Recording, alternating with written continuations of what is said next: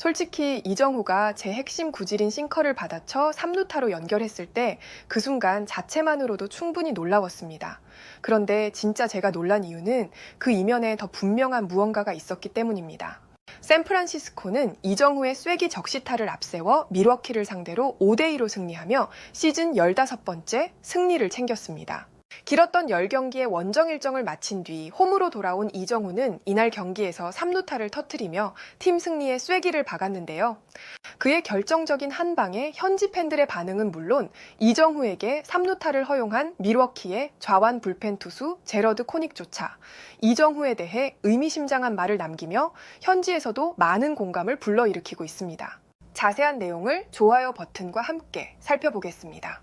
이정후는 한국 시간 22일 미국 캘리포니아주 샌프란시스코에 있는 오라클 파크에서 열린 메이저리그 밀워키 브루어스와의 홈경기에 3번 타자이자 중견수로 선발 출전해 4타수 1안타 1타점을 기록하며 팀의 승리를 이끌었습니다. 전날 로스앤젤레스 에인절스전에서 이정후는 타구를 잘 맞췄음에도 번번이 야수 정면으로 향하거나 결정적인 수비에 막히며 5타수 무안타로 아쉬움을 삼켜야 했습니다.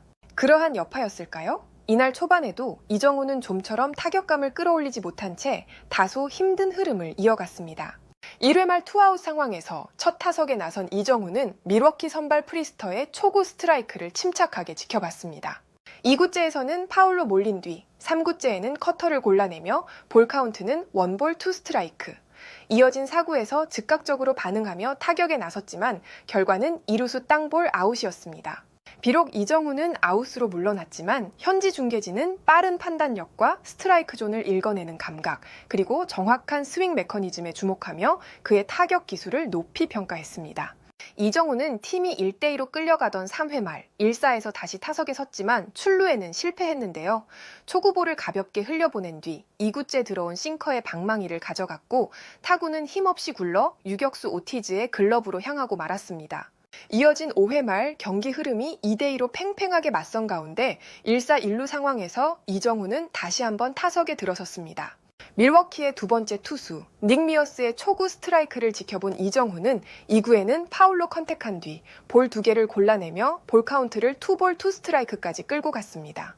쉽지 않은 승부였지만 5구와 6구를 연속으로 파울로 걷어낸 이정후는 7구째 들어온 직구에 배트를 휘둘렀고 2루수 쪽으로 강하게 굴러간 타구는 결국 병살은 면한 2루수 땅볼로 이어졌습니다.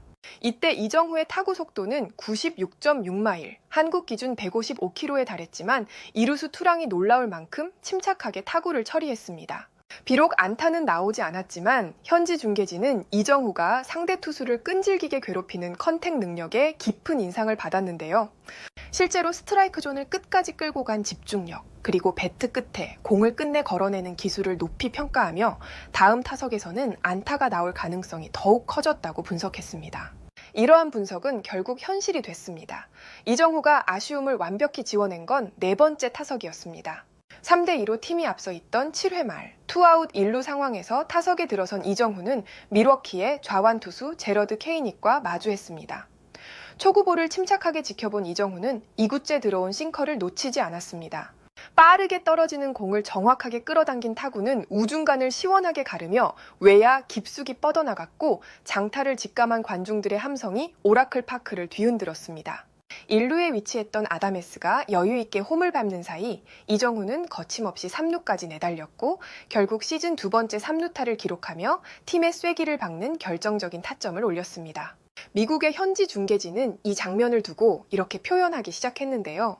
앞선 타석들에서 보여준 집요한 승부가 결국 이 순간을 만들었습니다.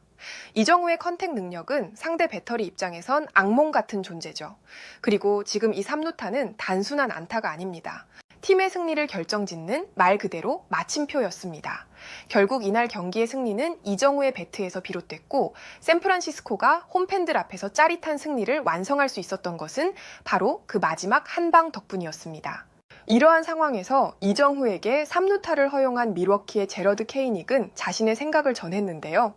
오늘 경기는 제 야구 인생에 있어서 하나의 굵직한 밑줄이 그어진 날로 남을 것 같습니다. 7회 말 팀이 3대2로 뒤지고 있던 상황, 투아웃의 1루 주자. 마운드 위에서 저는 익숙한 루틴을 되짚으며 이정후 선수를 마주했습니다.